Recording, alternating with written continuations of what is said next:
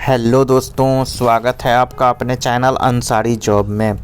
आज के latest job में हम बात करेंगे दोस्तों। देखिए, Patna metro rail corporation limited भर्ती 2024 के बारे में।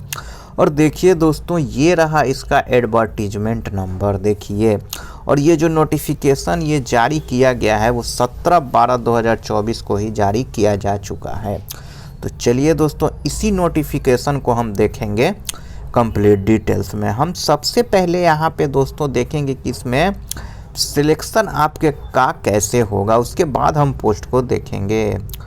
तो देखिए दोस्तों, इसमें क्या कहा जा रहा है, पहले थोड़ा सा मैं और जूम कर देता हूँ कि आवेदक अपना आवेदन वेबसाइट, देखिए ये है दोस्तों, इस वेबसाइट पर, या देखिए ये वेबसाइट पर उपलब्ध पोर्टल पर जाकर देखिए 19/12 से लेके 8/1/2025 तक संध्या 5 बजे तक समर्पित कर सकते हैं। तो फॉर्म जो है वो आप 19/12 से लेके 8 जनवरी 2025 तक आप ऑनलाइन फॉर्म को भर सकते हैं।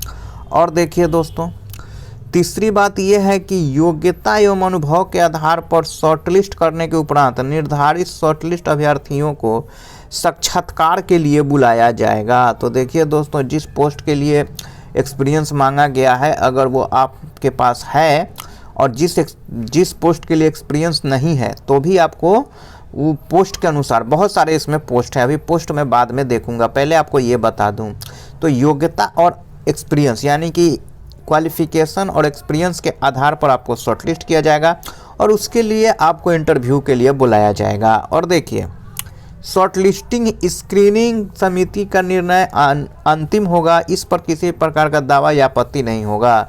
तो शॉर्ट लिस्ट जिनको किया गया है वो ये आपत्ति नहीं करेंगे कि मेरा ये था वो था, हमको शॉर्ट लिस्ट से बाहर क्यों कर दिया गया। तो ये कमेटी का मतलब समिति का अंतिम निर्णय होगा। उसके बाद देखिए दोस्तों, PMRCL स्क्रीनिंग कमेटी के द्वारा शॉर्टलिस्टेड आवेदकों का विवरण साक्षात्कार हेतु देखिए स्थान, तिथि एवं समय नोटिस बोर्ड पर प्रकाशित की जाएगी। इसकी सूचना देखिए शॉर्टलिस्ट अभ्यर्थियों को उनके द्वारा उल्लेखित ईमेल एड्रेस पर भेजा जाएगा। तो आपके ईमेल एड्रेस पर भी आपका जो इंटरव्यू का डेट होगा, जगह होगा और टाइम होगा, वो सब आपके ईमेल पर भेज दिया जाएगा, जो फॉर्म भरते समय आप ईमेल आईडी देंगे।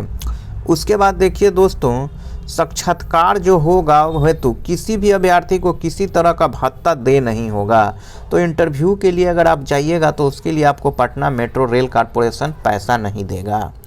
और देखिए आगे दोस्तों क्या कहा जा रहा है कि Patna metro rail corporation limited में प्रतिनियुक्ति के आधार पर 3 वर्ष के लिए एवं संविदा के आधार पर 1 वर्ष के लिए किया जाएगा। तो देखिए, नियोजन आपका 3 वर्ष के लिए और कॉन्ट्रैक्ट पर आपका 1 वर्ष के लिए आपको रखा जाएगा। और देखिए, आपका कार्यकलाप संतोषजनक होने पर प्रतिनियुक्ति या संविदा की अवधि विस्तार आवश्यकता अनुसार किया जाएगा। अगर आप अच्छा काम करते हैं, पटना मेट्रो रेल कॉरपोरेशन आपसे सेटिस्फाइड है, तो आपका जो अवधि है वो विस्तार किया जा सकता है, यानी कि बढ़ाया जा सकता है। कार्यकलाप संतोषजनक नहीं पाए जाने पर, देखिए आवश्यकता नहीं रहने पर या नहीं है, या पटना मेट्रो रेल कॉरपोरेशन की आवश्यकता भी नहीं है आपको, तो ऐसे कर्मी को देखिए पैतृक विभाग को वापस करने का अधिकार सुरक्षित होगा, यानी कि आपको हटा दिया जाएगा। दोस्तों एकदम सिंपल भाषा में ये समझ लीजिए। उसके बाद देखिए दोस्तों, 7 नंबर में क्या कहा गया है कि नियुक्ति से संबंधित सभी प्रकार के सर्वाधिकार प्रबंध निदेशक पटना मेट्रो कॉरपोरेशन रेल के लिमिटेड के अधीन होगा। तो जो भी होगा वो उसी के अनुसार होगा। इसमें आपको आपत्ति या ऐसे क्यों हो गया वैसे, ये सब आप नहीं कर सकते हैं। अभ्यर्थियों को साक्षात्कार या नियोजन के समय उनके वर्तमान नियोक्ता प्राप्त अनापत्ति प्रमाण पत्र प्रस्तुत करना हो। यदि किसी कारण अभ्यर्थी द्वारा साक्षात्कार नियोजन के समय अनापत्ति प्रमाण पत्र प्रस्तुत नहीं किया जाता है, तब चयन होने के 1 माह के बाद अनापत्ति प्रमाण पत्र प्रस्तुत करना अनिवार्य होगा। और देखिए दोस्तों, 8-9 नंबर में क्या कहा गया है।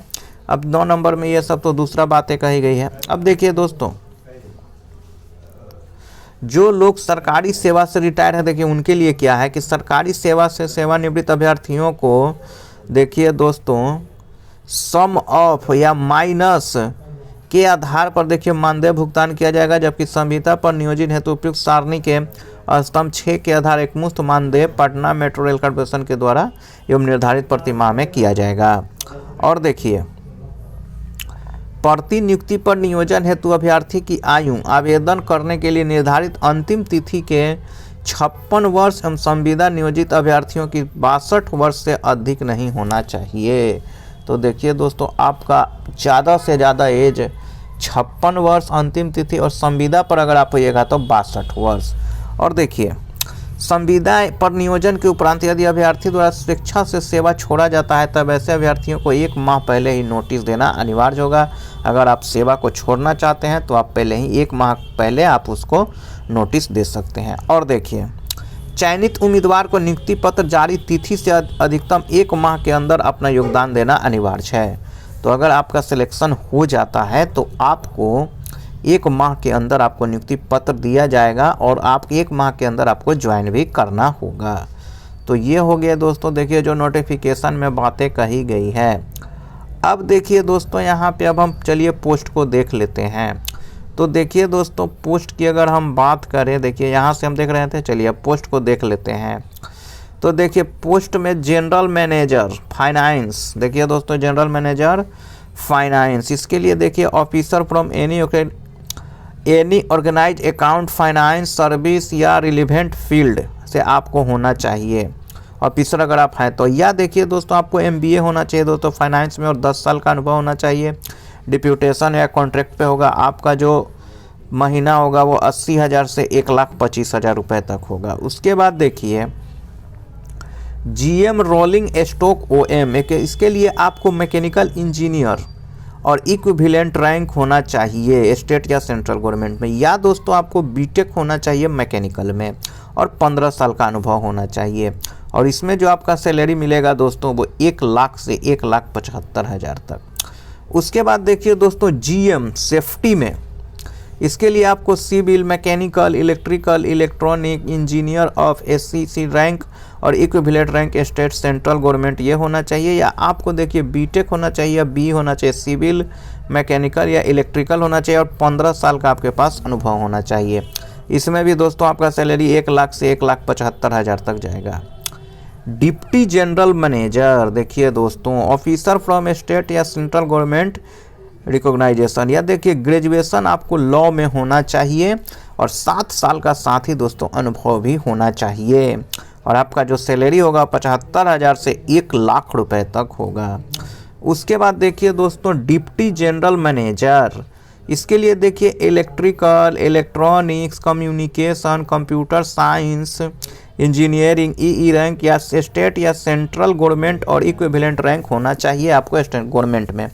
और देखिए या आपके दोस्तों बीटेक होना चाहिए electrical, electronics, communication, computer science में और साथ ही देखिए 10 साल का आपके पास एक्सपीरियंस होना चाहिए। और देखिए दोस्तों 75 से 1 लाख रुपए तक आपका सैलरी मिलेगा। उसके बाद देखिए दोस्तों यहाँ पे डिप्टी जनरल मैनेजर, इसमें भी देखिए दोस्तों civil, mechanical, electrical, electronics, engineer में आपको वही रैंक होना चाहिए। यदि आप स्टेट गवर्नमेंट या सेंट्रल गवर्नमेंट से पढ़े हुए हैं तो आपका रैंक अच्छा होगा तो वो आपको ले लेगा, इसके कहने का मतलब यही है। या देखिए दोस्तों अगर आपने ये सब किया है और आपके पास 10 साल का अनुभव है तो भी आप सेलेक्ट हो सकते हैं, वही दोस्तों 75,000 से 1 लाख रुपए। असिस्टेंट मैनेजर देखिए दोस्तों फाइनेंस, वही दोस्तों रैंक आपका होना चाहिए स्टेट या सेंट्रल गवर्नमेंट में, अकाउंटेंट फाइनेंस सर्विस में आपका। या देखिए दोस्तों आपको BCom होना चाहिए विथ MBA के साथ फाइनेंस में और 4 साल का आपके पास अनुभव होना चाहिए। और देखिए ये आपको जो सैलरी मिलेगा वो 50,000 से लेकर 75,000 रुपये तक मिलेगा। उसके बाद देखिए दोस्तों GM इन्वायरमेंट एंड सोशल, वही दोस्तों इसमें होना चाहिए ME, MTech, PG diploma in environment engineering. या देखिए दोस्तों इन्वायरमेंट मैनेजमेंट में आपको क्वालिफिकेशन होना चाहिए 60% अंकों के साथ, इसमें अनुभव आपसे नहीं माना गया है।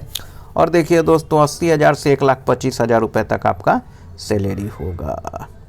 तो ये हो गया दोस्तों पोस्ट, देखिए दोस्तों ये आपका पोस्ट हो गया। तो दोस्तों और देखिए यहाँ भी आपसे ये बताया गया है, सब में देखिए दोस्तों यहाँ पे एक एक पोस्ट है, टोटल 8 पोस्ट हैं। देखिए दोस्तों टोटल 8 पोस्ट है, सब में देखिए एक एक पोस्ट है। तो दोस्तों अगर ये वीडियो आपको अच्छा लगा है तो इस वीडियो को आप क्या कीजिएगा, लाइक कीजिएगा और साथ ही साथ देखिए अपने दोस्तों में इसे शेयर भी कीजिएगा। और इस वीडियो से रिलेटेड अगर आपके कोई कमेंट है तो हमें कमेंट भी ज़रूर कीजिएगा।